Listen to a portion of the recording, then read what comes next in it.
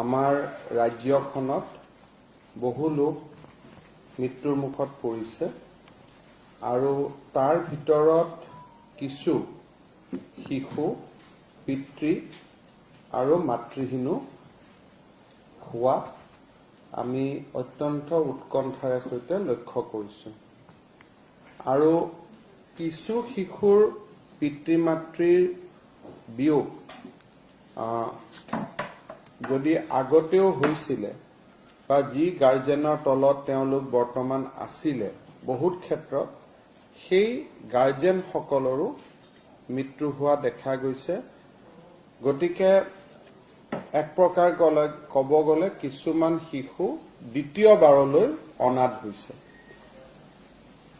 অহাকালি ভাৰতৰ প্ৰধানমন্ত্ৰী নৰেন্দ্ৰ মোদী ডাঙৰীয়াই তেওঁৰ কাৰ্যকালৰ 7টা গৌৰৱময় বৰ্ষ পাৰ কৰিব এই 7ম বৰ্ষপূৰ্তিৰ প্ৰাকমুহূৰ্তত এই অনাথ শিশু আৰু যুৱক যুৱতীসকলৰ কাৰণে লক্ষ্য কৰি আমাৰ ৰাজ্য চৰকাৰে মুখ্যমন্ত্ৰীৰ শিশু সেৱা আঁচনি মুখ্যমন্ত্ৰীৰ শিশু সেৱা স্কিম বুলি কৈছোঁ আমি চিফ মিনিষ্টাৰ শিশু সেৱা স্কিম বাট অসমীয়াত হ'ব মুখ্যমন্ত্ৰীৰ শিশু সেৱা আঁচনি নামে এলানি কল্যাণমূলক আঁচনি ৰূপায়ণ কৰিবলৈ আমি সিদ্ধান্ত গ্ৰহণ কৰিছোঁ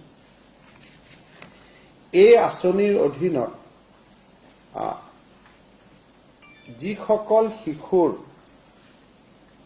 পিতৃহাৰা মাতৃহাৰা বা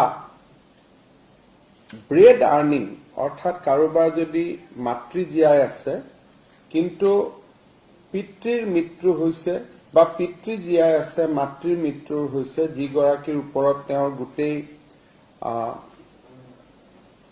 জীৱন ধাৰণ বা শিক্ষা গোটেইখিনি নিৰ্ভৰ কৰিছিল তেনেকুৱা শিশুলৈ আমি মাহত 3,500 টকা 3,500 টকাকৈ আমি আগবঢ়াম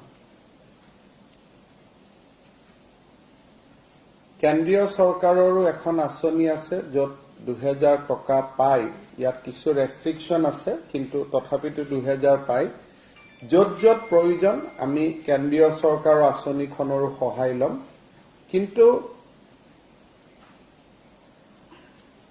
মেকানিজমটো যিয়েই নহওক কিয় প্ৰত্যেকগৰাকী শিশুৱে মাহত 3,500 টকাৰ এটা বৃত্তি তেওঁলোকে নিৰন্তৰভাৱে শৈক্ষিক জীৱন শেষ হৈ কোনোবা এটা কামত হাত নিদিয়ালৈকে তেওঁলোকে লাভ কৰি থাকিব ইয়াৰ উপৰিও কিছুমান শিশু আছে যাৰ 10 বছৰৰ তলত হ'ব পাৰে বা এডলেচন ষ্টেজতো হ'ব পাৰে ইমিডিয়েট কোনো মানুহো নাই পৰিয়ালটোত চাবৰ কাৰণে পিতৃ মাতৃটো মৃত্যু হ'লেই কিন্তু কোনো নিয়াৰ ফেমিলি নাই নিয়াৰ গাৰ্জেন নাই আৰু এক্সটেণ্ডেড ফেমিলিৰ কোনো সাপোৰ্ট নাই একেবাৰে নিৰাশ্ৰয়া তেওঁলোকক আমি গোৱালপাৰাৰ সৈনিক স্কুলতে হওক বা কস্তুৰবা গান্ধী স্কুলতে হওক বা নবোদয় বিদ্যালয়তে হওক আমি যি ধৰণে পাৰো এই ছোৱালীসকলক বিশেষকৈ সৈনিক স্কুলত ছোৱালীৰ এডমিশ্যন নাই কিন্তু নবোদয় বিদ্যালয়ত হয় বা আমাৰ কস্তুৰবা গান্ধীত হয় বা প্ৰাইভেট কোনোবা ভাল স্কুলত হলেও য'ত হোষ্টেল আছে তাতে আমি এই ছোৱালীসকলক শৈক্ষিক জীৱন শেষ নোহোৱালৈকে ৰাজ্য চৰকাৰে নিজৰ খৰচত তেওঁলোকক পঢ়া শুনাৰ ব্যৱস্থা কৰিব কস্তুৰবা গান্ধী স্কুলত হ'ব পাৰে নবোদয়ত হ'ব পাৰে বা আন যদি এই দুইটা জায়গাতে সুবিধাজনক নহয় য'ত প্ৰাইভেট স্কুল আছে কাৰোবাৰ হয়তো ইংলিছ মিডিয়ামৰ সমস্যা হ'ব কাৰোবাৰ অসমীয়া মিডিয়ামৰ সমস্যা হ'ব তেওঁলোকক যি ধৰণে বিচাৰে সেই ধৰণে এখন আৱাসিক বিদ্যালয়ত আমি তেওঁলোকক পঢ়ুৱাৰ ব্যৱস্থা কৰিম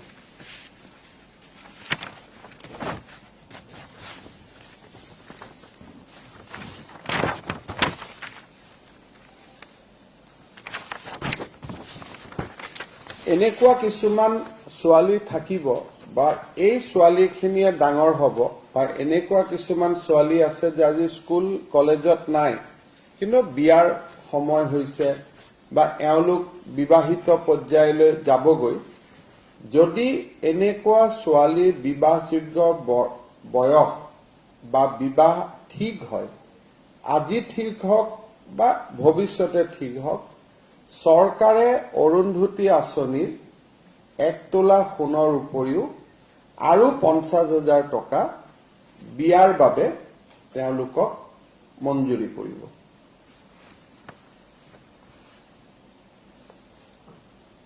দ্বিতীয়তে আমাৰ পঞ্চমতে যিমানবিলাক এই ঘাট মাউৰা বা মাউৰা হৈ যোৱা ল'ৰা ছোৱালী থাকিব সকলোকে স্কুলত বা কলেজত পঢ়িবৰ কাৰণে আমি একোটাকৈ ল্যাপটপ দিবৰ বাবে সিদ্ধান্ত লৈছো যিমানে স্কুল বা কলেজত যাব নবোদয় বিদ্যালয়তে আমি দিলু বা গাঁৱৰ স্কুলতে পঢ়িব বা কলেজত পঢ়িব তেওঁলোকৰ যাতে শিক্ষা গ্ৰহণ প্ৰক্ৰিয়াটো খুব ভাল হয় তাৰ বাবে সকলোৱে এটা ল্যাপটপ বা কম্পিউটাৰ এটা পাব যোনে যি ধৰণে বিচাৰে আৰু ফাইনালি এই শিশুসকলক আমি ভকেশন বেস কিবা এটা স্কিল এডুকেশন আমি দিয়াৰ ব্যৱস্থা কৰিম যাতে এই কামখিনি আমি সুন্দৰভাৱে শেষ কৰিব পাৰো আৰু এই কামখিনি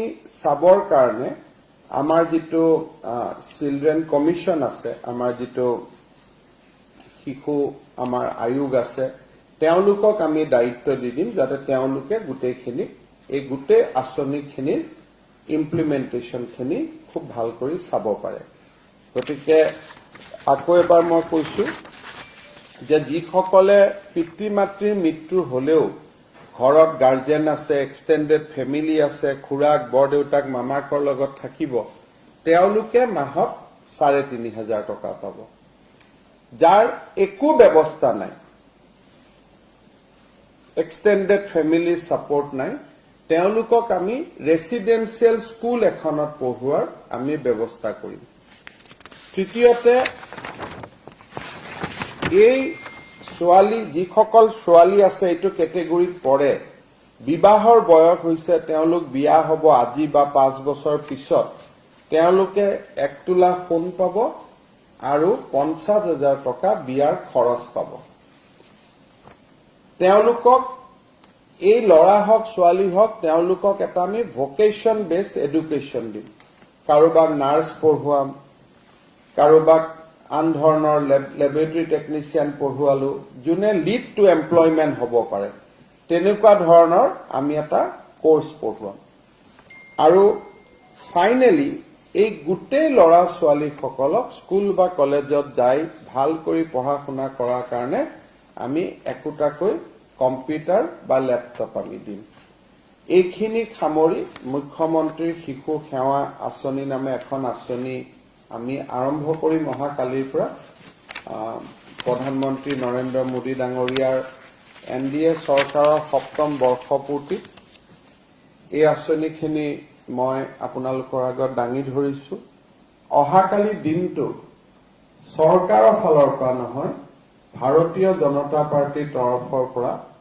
আমি মোদী ডাঙৰীয়াৰ 7ম বৰ্ষপূৰ্তিত 10,000খন গাঁৱত বা বিভিন্ন অৰফেনেজ হওক বৃদ্ধাশ্ৰম হওক এইসমূহক সামৰি সেৱাই সংগঠনৰ কাৰ্যসূচীও আমি আৰম্ভ কৰিম সো তাৰ লগত সংগতি ৰাখি এই মুখ্যমন্ত্ৰীৰ শিশু সেৱা আঁচনিখনো আজি আমি আৰম্ভ কৰিব খুজিছো আপোনালোকে যদি কিবা বুজি পোৱা নাই বা বুজিবলগীয়া কথা আছে মোক সুধিব পাৰে এই গুটেইখন implement social welfare department education department তেওঁলোকে জয়েন্টলি কৰিব আৰু আমাৰ যেটো আমাৰ কি বুলি কয় চাইল্ড প্ৰটেকশন যেটো আমাৰ আয়োগ আছে তেওঁলোকে এই আঁচনি কেইখন যাতে কৰিছে নে নাই তাৰ তীক্ষ্ণ দৃষ্টি ৰাখিব কাৰণ আজিতো নহয় এখন 5-10 বছৰলৈকে চলি থাকিব কিছু কাম সোশ্যাল ওয়েলফেয়াৰ ডিপাৰ্টমেন্টে কৰিব কিছু কাম এডুকেশনে কৰিব কম্পিউটাৰটো এবাৰত দি দিব, সেইটো শেষ হৈ যাব। কিন্তু ৩,৫০০টো পাই থাকিব লাগিব। গতিকে ছচিয়েল ৱেলফেয়াৰ ডিপাৰ্টমেণ্টে পুঁজিটো দিব, চাইল্ড প্ৰটেকশ্যন আয়োগে তাৰ প্ৰতি দৃষ্টি ৰাখিব। যেতিয়ালৈকে তেওঁলোকে এটা বৃত্তি গ্ৰহণ কৰাৰ বাবে উপযুক্ত হৈ নুঠে। যেনেকে মই কৈছো, ছোৱালী হলে একেবাৰে আমি নাৰ্ছ পঢ়ালো, মেডিকেল পঢ়ালো, ইঞ্জিনিয়াৰিং পঢ়ালো, যিমান দূৰলৈকে আমি পঢ়াব পাৰিলো আমি পঢ়ালো। এটা সময়ত তেওঁলোক এটা ভকেশ্যনেল এডুকেশ্যনৰ আমি কথা কৈছো, যাতে তেওঁলোকে নিজে উপাৰ্জন কৰিব পৰা হয় বা বিবাহ পাশত আবদ্ধ হয়। যিটোৱে হয়, বিবাহ পাশত আবদ্ধ হলেও এটা গ্ৰান্ট পালে আৰু তেওঁলোকে ইনকাম কৰিব পৰা পৰিৱেশটো নহালৈকে চৰকাৰে হয় বিনামূলীয়াকৈ হোষ্টেলত ৰাখিব বা ৩,৫০০ টকা কৰি মাহত বৃত্তি দিব। যদি ঘৰত ছাপোৰ্ট চিষ্টেম আছে, ঘৰতে থাকিব, আমি ৩,৫০০ টকা দিম মাহত। আৰু বোলে নহয় মোৰ কোনো নাই, তেতিয়াহ'লে আমি তেওঁলোকক পঢ়া শুনোৱাৰ ব্যৱস্থা কৰিম।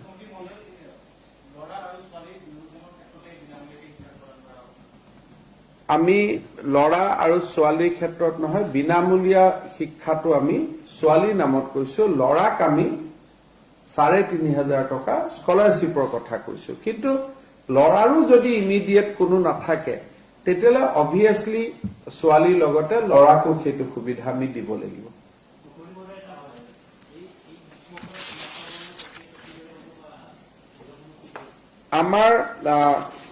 আমাৰ অলৰেডি একচুৱেলি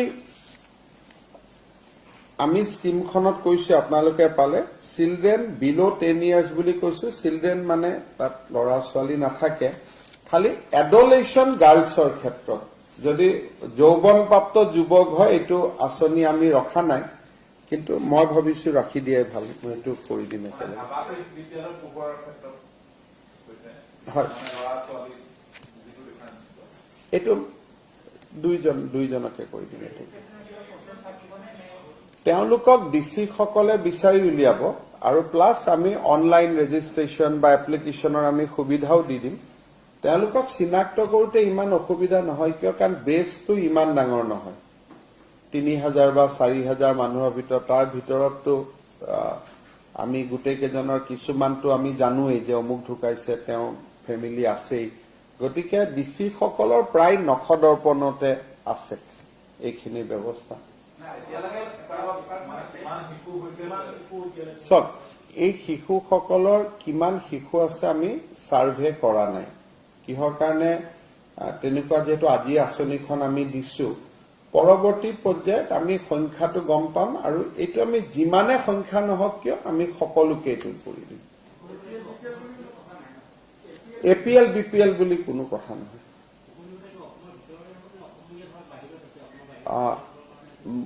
যদি কোনোবা অসমীয়া বা অসমৰ বাসিন্দা বাহিৰতো মৃত্যু মানে অনাথ হৈছে, ডেফিনেটলি আমি সুবিধাখিনি দিম। খালি কথাটো হ'ল যে দিল্লীৰ স্কুলখনত আমি পঢ়ুৱাৰ সুবিধা কৰি দিব নোৱাৰিম। স্কুলখন অসমৰ ভৌগোলিক পৰিসীমাৰ ভিতৰত হ'ব লাগিব। কোনো অসুবিধা নাই, আমি কৰি দিম। এইটোত APL BPL গভৰ্ণমেণ্ট চাৰ্ভেণ্ট আমি একো ইয়াত ডিফাৰেন্স ৰাখা নাই। It is a scheme for everybody.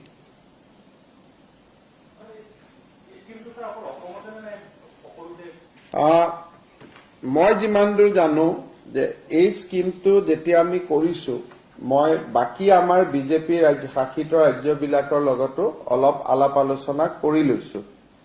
গতিকে বাকী লগত আলোচনা কৰা নাই, কিন্তু মই মণিপুৰতো পাতি লৈছো, অৰুণাচলতো পাতি লৈছো, যাতে এটা আমাৰ কমন এপ্ৰোচ হয়। কিন্তু এনেকুৱা নহয় যে দাড়ি কমা একে হ'ব, কৰবাত বেলেগ হ'ব, আমাৰ তাত বেলেগ হ'ব।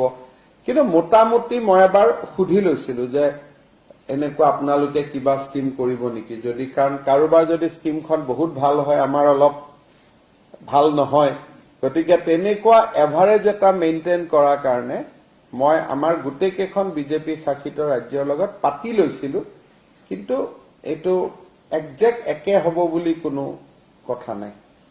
কাৰণ চবৰে পৰিৱেশ বেলেগ বেলেগ আছে।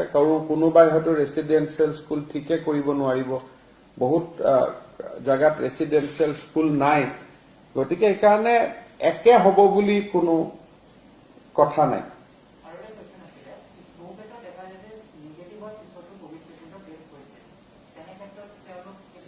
সব যদি কোভিড রিলেটেড হৈ পিছত ডেড হৈছে আমি সামৰি ল'ব পাৰিম ইমান এখন স্কিমত ইমান ধৰা বন্ধা কথা একো নাই পোস্ট কোভিড ডেথো যদি 3 মাহ 4 মাহৰ ভিতৰত হৈছে বা আমি এটা টাইম দি দিব পাৰিম যে 6 মাহৰ ভিতৰত হৈছে যদি পাব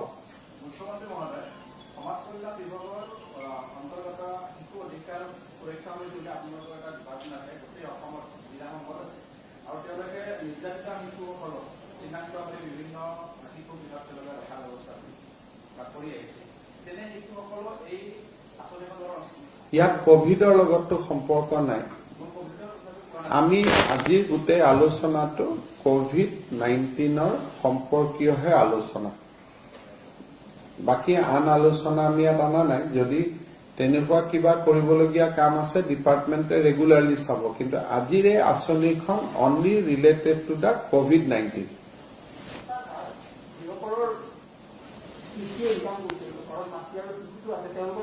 মই এইটো কলো নহয় যে ডিপেন্ডেন্ট যদি ব্ৰেড আৰ্নিং মানুহজন যদি ঢুকাইছে আমি এই সুবিধা কৰি দিম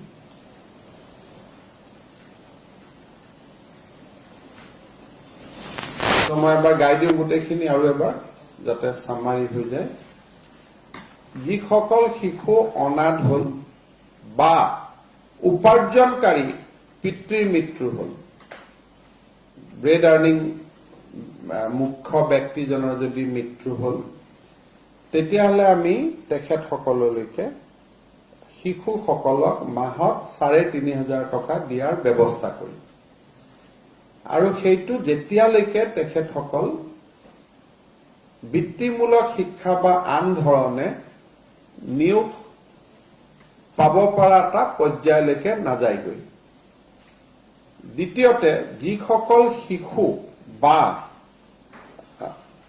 সেমনীয়া ছোৱালী বা লৰা পিতৃৰ মৃত্যু হৈছে কিন্তু ঘৰতো থাকিবলগীয়া আজি আৰু অৱস্থা নাই খুৰাক নাই মামাক নাই ইমিডিয়েট যাৰ ৰিলেটিভ নাই তেওঁলোকক আমি ৩৫০০ টকাটো নিদিও তেওঁলোকক আমি পুনে পুনে কোনোবা এটা ভাল শিক্ষানুষ্ঠান এখনৰ হোষ্টেলত ৰাখি পঢ়ুৱাৰ আমি ব্যৱস্থা কৰিম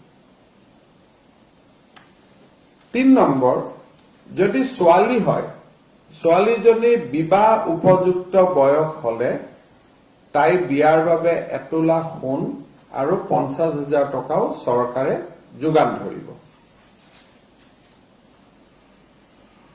৩৫০০ টকাৰ উপৰিও বা হোষ্টেলত থকাৰ উপৰিও প্ৰত্যেক এনে শিশুকে একোটাকৈ কম্পিউটাৰ বা ল্যাপটপ দিয়া হ'ব পঞ্চমতে বা ষষ্ঠত প্ৰত্যেক গৰাকী শিশুকে এটা ভোকেশনাল এডুকেশ্যন চৰকাৰে নিজৰ কষ্টত দিব নাৰ্সিং হ'ব পাৰে মেডিকেল হ'ব পাৰে ইঞ্জিনিয়াৰিং হ'ব পাৰে কম্পিউটাৰ হ'ব পাৰে আমি এটা নিজৰ কষ্টত দিম যাতে সেই ছোৱালী গৰাকীয়ে বা লৰাটোৱে কিবা এটা উপাৰ্জন কৰ সক্ষম হৈ উঠে সো গতিকে এ টু জেড গোটেইখিনি সামৰি এই আঁচনিখন ঘোষণা কৰা হৈছে আৰু এই আঁচনিখনৰ নাম মুখ্যমন্ত্ৰী শিশু সেৱা আঁচনি হিচাপে পৰিচিত হ'ব হ'ব কওকচোন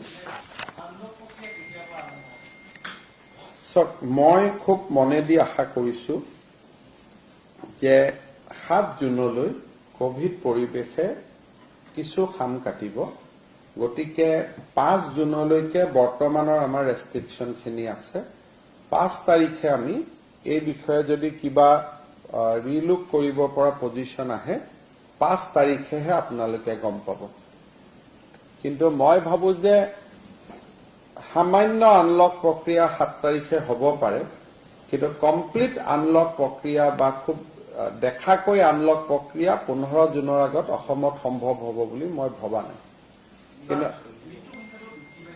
মৃত্যুৰ সংখ্যাটো মই এটুকে কৈছো যে প্ৰথম যেতিয়া কোভিড হয় কেছ ধৰাত পৰিলেও মানুহৰ মৃত্যু নহয় এটা মৃত্যুটো মেচিউৰ্ড হ'বৰ কাৰণে 7 দিন লাগে। প্ৰথম সময়ত কোভিড বাঢ়িছে কিন্তু মৃত্যু নাবাঢ়ে। শেষৰ ফালে মৃত্যু বাঢ়ে, সংখ্যাটো কমে।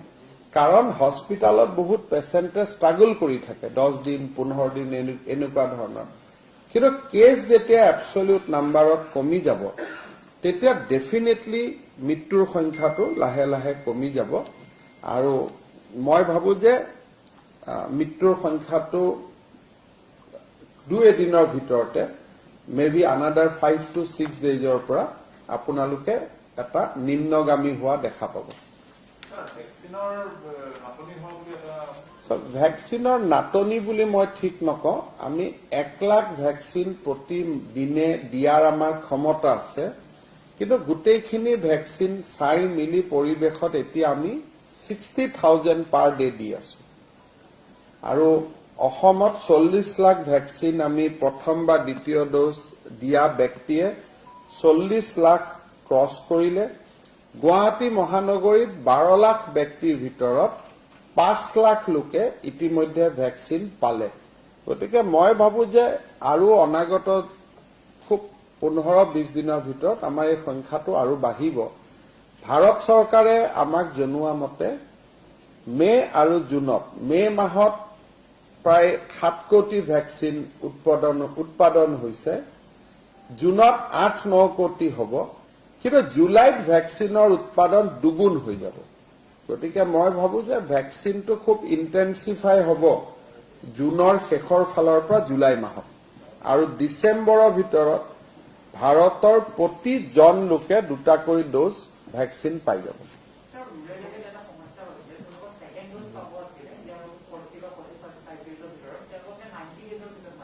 সেইটোৱে নিয়ম। ভাৰত চৰকাৰৰ যিখন লেটেষ্ট গাইডলাইন, সেই গাইডলাইনখন মতে কোভিচিল্ড আগতে ময়ে 45 দিনত লৈছিলোঁ, আগতে 28 দিন আছিল, এতিয়া নতুন চাৰ্কুলাৰ মতে 3 মান্থছ, 3 মাহত। কোভেক্সিন হলে 28ৰ পৰা 42 দিনৰ ভিতৰত। এতিয়া গুৱাহাটীত বহুত মানুহে কোভেক্সিন লৈ ছেকেণ্ড ড'জটো পোৱা নাই, আমাক টুইট কৰি আছিলে। অহা কালিৰ পৰা ছেকেণ্ড ড'জ পাব, কাৰণ আজি আমি 13,000 কোভেক্সিন পাইছো। গতিকে ছেকেণ্ড ড'জটো পোৱাৰ সংখ্যাটো বাঢ়িব। কিন্তু মানুহে 28 দিনটো গন্তি কৰি ছেকেণ্ড ড'জ বিচাৰি আছে। আচলতে টাইম স্পানটো হৈছে 28 to 42 ডেজ, তাৰ ভিতৰত ল'লেই হয়।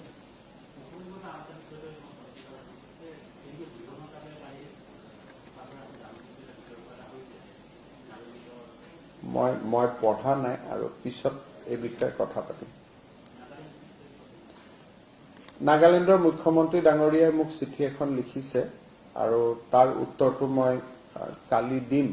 দিয়াৰ পিছত তাৰ প্ৰতিলিপি আপোনালোকে পাব। কিন্তু আমাৰ অসমৰ সীমান্ত উন্নয়ন মন্ত্ৰী অতুল বৰা ডাঙৰীয়াই নাগালেণ্ডৰ মুখ্যমন্ত্ৰীকে আদি কৰি নাগালেণ্ড চৰকাৰৰ লগত ঘনিষ্ঠ যোগাযোগ অব্যাহত ৰাখিছে, যাতে স্থিতিটো নিয়ন্ত্ৰণৰ বাহিৰত নাযায়।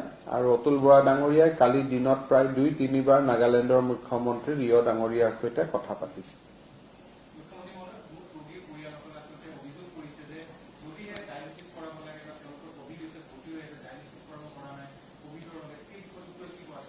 চাওক, আমাৰ মেডিকেল কলেজ কেইখনতো ডায়েলিচিছ হৈ আছে, মইতো নিজেও গৈছো, দেখিছো। আৰু খালি এটাই কথা যে ডিষ্ট্ৰিক্ট হস্পিটেলত ডায়েলিচিছ কৰিবৰ কাৰণে তেনেকুৱা আমাৰ সুবিধা নাই। এতিয়া অলপ আমি কৈছো যে য'ত য'ত পাৰে, কিন্তু মেডিকেল কলেজ 6খনত সেই সমস্যা হোৱা নাই। আৰু আমি 3 তাৰিখে এইকেইদিন আমাৰ কমিটিখনক মই কাম কৰিব দিছো। 3 তাৰিখে আমি ব্যক্তিগত খণ্ডৰ হস্পিটেলৰ ৰেটবিলাক ফিক্স কৰি দিম। কালি আমি কমিটি এখন কৰি দিছো, 3 দিন মই সময় দিছো ৰিপৰ্টটো দিয়াৰ কাৰণে। গতিকে যোৱাকালি কমিটিখন হৈছে, তেওঁলোকে কাম আৰম্ভ কৰিছে। 2 তাৰিখে তেওঁলোকে ৰিপৰ্ট দিব আৰু আমি 3 তাৰিখৰ পৰা কাৰ্যকৰী হোৱাকৈ বা 4 তাৰিখ, যি মই অহাকালি মই দিল্লীত যাম, ঘূৰি আহিয়ে অলপমান কেবিনেটৰ লগত কথা পাতি পেলাই আমি প্ৰাইভেট হস্পিটেলৰ নিৰিখটো নিয়ন্ত্ৰণ কৰি দিম। ব্যক্তিগত খণ্ডৰ যিবোৰ চিকিৎসালয় আছে তেওঁলোকৰ এনেকুৱা এটা অভিযোগ পোৱা গৈছে বা দিয়া হৈছে হিন্দু মুছলমান চব এটা কথা মই ক'ব নালাগে, কথাটো হ'ল যে প্ৰাইভেট হস্পিটালত মানুহ গ'লে হাৰাশাস্তিৰ সন্মুখীন হয়। সেইকাৰণে যোৱাবাৰ আমি প্ৰাইভেট হস্পিটালত যোৱাটো বন্ধ কৰি ৰাখিছিলো। এইটো ৰাইজৰ বিপুল দাবীতহে প্ৰাইভেট হস্পিটাল খুলি দিবলগীয়া হ'ল। আমাৰ বিপদটো সেইখিনিতে। আমি কৈছো প্ৰাইভেটত নাযাব, কাৰণ তেওঁলোকে লুকাই চুৰকৈ ক'ত কি কৰি থাকে বুজি পোৱা টান। এতিয়া অহা বিশেষকৈ 8 জুনৰ পিছত গুৱাহাটীতটো আমাৰ GMCটো হৈ যাব 200 ICU, DRDO হস্পিটালো ৰেডি হৈ যাব। প্ৰাইভেট হস্পিটালতটো যোৱাৰ প্ৰয়োজন নাই। তেওঁলোকে কিয় যায়? ইন্সুৰেন্স আছে, নহলে ONGC অইল ইণ্ডিয়া হয়তো ৰিইম্বাৰ্সমেন্ট কৰে বা কোম্পানীৰ স্কিম আছে, তেওঁলোক ঠিক আছে। কিন্তু যাৰ একো নাই তেওঁলোক প্ৰাইভেট হস্পিটালত যাব নালাগে, কাৰণ GMCত যিমান মেডিচিন আছে প্ৰাইভেটত নাই। যোৱাকালি আমি এটা দৰৱ দিছো আমাৰ প্ৰাক্তন আমগুৰি সমষ্টিৰ বিধায়ক প্ৰদীপ হাজৰিকা ডাঙৰীয়াক, যিটো ট্ৰাম্পে লৈছিলে। এইটো মানে এন্টিবডি ককটেইল বুলি কয়। সো যিটো আপোনালোকে জানে যে ট্ৰাম্পে লৈ যিটো 3 দিনত ভাল হৈ গৈছিল, আৰু তেনেকুৱা ধৰণৰ মেডিচিনো GMCত বিভিন্ন চৰ্চৰ পৰা ডনেশ্যন হিচাপে আহি আছে, বহুত হাই কষ্ট মেডিচিন। মই প্ৰদীপ হাজৰিকাৰ নামটো কলো, আপোনালোকে চিনি পায় বুলি, কিন্তু দুখীয়া মানুহো সমানে পাই আছে যে 2-এটা এনেকুৱা আমি ডনেশ্যন পাই থাকো। প্ৰাইভেট হস্পিটালে নাপায়। প্ৰাইভেট হস্পিটালে আমাৰ ওপৰত ডিপেণ্ড কৰে। অক্সিজেনৰ ওপৰতো আমাৰ ওপৰত ডিপেণ্ডেণ্ট, ৰেমডিচিভিৰৰ ওপৰতো আমাৰ ওপৰত ডিপেণ্ডেণ্ট। একো নাপালে আহি আমাৰ ওচৰ পাই যায়।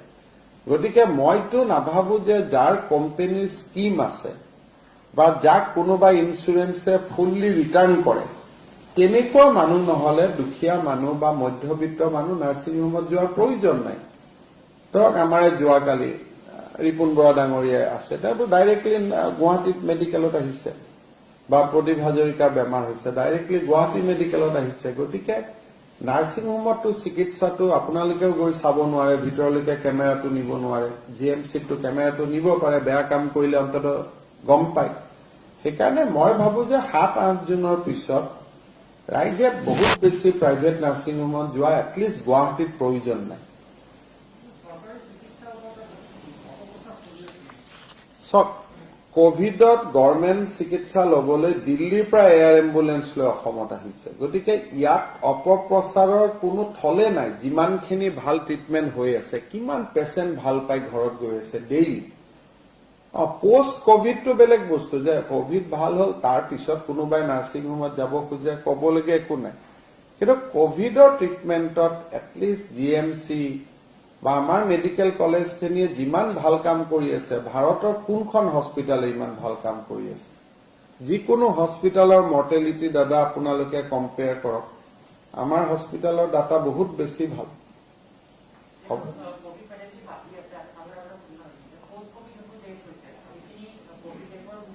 সেইখিনি নপৰে। কোভিড নিগেটিভ হৈ যোৱাৰ পিছত আৰু তেওঁলোক কোভিড ডেথত ইনক্লুড নহয়।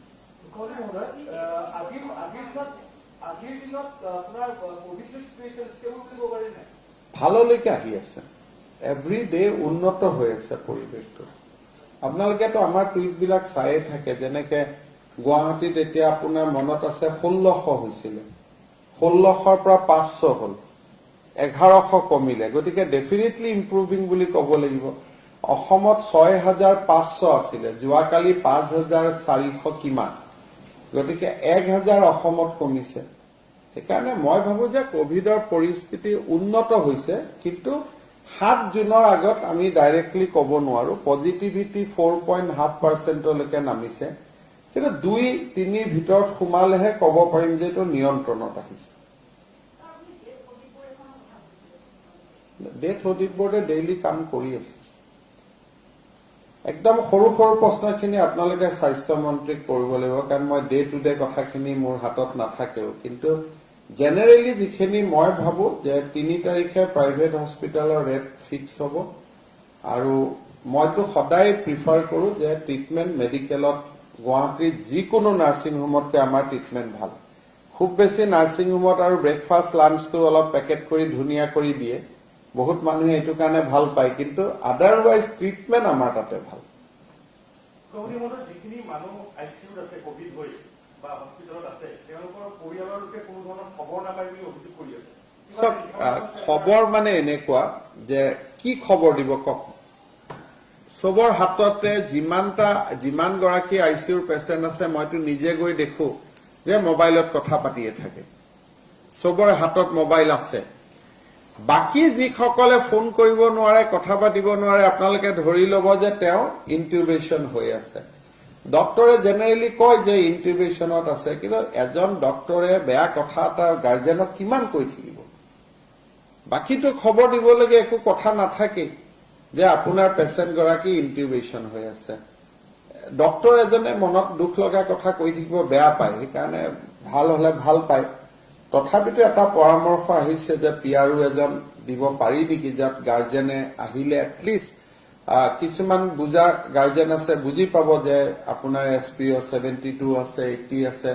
গতিকে আমি গোটেইখিনি মেডিকেল কলেজতে এটা টুইটাৰৰ ব্যৱস্থা কৰিছো টুইট কৰিলে তেওঁলোকে ৰিপ্লাই দি দিয়ে কিন্তু মই হিউমেনলিও এজন পিআৰও এজন দিবৰ কাৰণে তেওঁলোকক কৈছো যে এজন পিআৰও দি দিয়ক ফোন কৰিব লগে লগে উত্তৰটো দিব নোৱাৰিলেও 2 ঘণ্টা পিছত কল বেক কৰি তেওঁলোকক জনাই দিব কিন্তু এনে আমাৰ মেডিকেলতো মই দেখো সব তলত থাকে আইসিইউৰ তলত কথা সুধিয়ে থাকে ৰুমটোত আপোনালোকেতো মোৰ লগত গলে দেখা পায় মিনিট খবৰ লৈ একান মুকে ফোন কৰি থাকে নহয় যে সিৰিয়াস হৈ গল যোৱা পৰখি ছোৱালী এজনী দেউতাকৰ সিৰিয়াস হল মোক ফোন কৰিছে দাদা মোৰ দেউতাৰ সিৰিয়াস হৈ গল আইসিইউত লৈ গৈছে তাৰমানে ডাৰৰ বাতৰি দাৰে দাৰে পাই থাকে এনেকুৱা নহয় যে নাই কিন্তু দুই এজন তাকে কয় আৰু কিন্তু উৎকণ্ঠা থাকে নহয় টেনচনৰ কাৰণে কৈ থাকে আসলে ডক্টৰে কথা নাপাতিলে পেশেন্টে বেয়া পায় যে ডক্টৰে উত্তৰ দিয়া নাই ডক্টৰ সকলেও হিয়ত